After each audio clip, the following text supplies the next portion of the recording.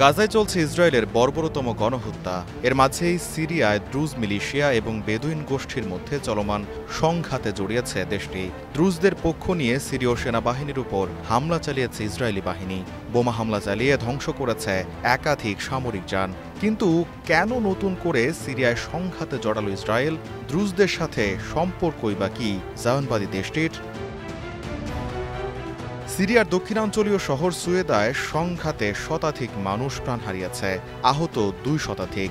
রক্তক্ষয়ী এই সংঘাত থামাতে বাড়তি সেনা এবং নিরাপত্তা বাহিনীর সদস্য পাঠানো হয় অঞ্চলটিতে, আর তাতেই তেলে বেগুনে জ্বলে ওঠে ইসরায়েল, হামলা চালায় সিরীয় সেনাদের ওপর।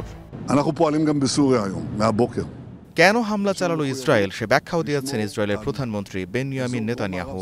এক ভিডিও বার্তায় দাবি করেন তারা দ্রুজ নাগরিকদের ধর্মীয় ভাই হিসেবে বিবেচনা করেন, আর সিরিয়ায় দ্রুজদের রক্ষায় ইসরায়েল প্রতিশ্রুতিবদ্ধ। অবশ্য এর কারণও আছে। ঐতিহাসিকভাবে ইসরায়েলের সঙ্গে দ্রুজদের সম্পর্ক রয়েছে। ইসরায়েলে বসবাস করেন বিপুল সংখ্যক দ্রুজ সম্প্রদায়ভুক্ত নাগরিক। এমনকি দেশটির সেনাবাহিনীতে ইহুদিদের পর সবচেয়ে বেশি সেনা এই দ্রুজ সম্প্রদায়ের। 1948 সালের আরব ইসরায়েল যুদ্ধ সহ বিভিন্ন গুরুত্বপূর্ণ যুদ্ধে ইসরায়েলের হয়ে লড়েছেন দ্রুজরা। 1967 সালে ইসরায়েল যখন গোলান মালভূমি দখল করে তখন বহু সিরীয় দ্রুজ ওই অঞ্চলে থেকে যান, যারা এখন ইসরায়েলের নাগরিক। বলা হয় দ্রুজরা যে দেশে বাস করেন সেই দেশের প্রতি অনুগত থাকে।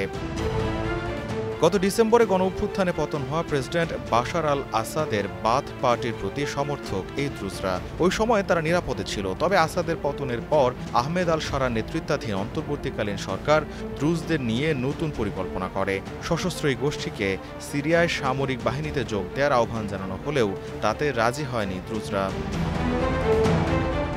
দ্রুজদের রয়েছে আলাদা ধর্ম। ধর্মের নাম অনুসারেই তাদের নাম দ্রুজ। এ ধর্মের উৎপত্তি ফাতিমি খেলাফতের আমলে 11 শতকের গোড়ার দিকে। প্রথমে তাদের বিশ্বাস শিয়া সম্প্রদায়ের সাথে কিছুটা মিল থাকলেও সময়ের ব্যবধানে তারা গ্রহণ করে আলাদা ধর্মবিশ্বাস। তাদের ধর্মে গ্রিক দর্শন, হিন্দু উপাদান এবং ইসলাম ধর্মাবলম্বীদের আধ্যাত্মিকতার মিশ্রণ রয়েছে।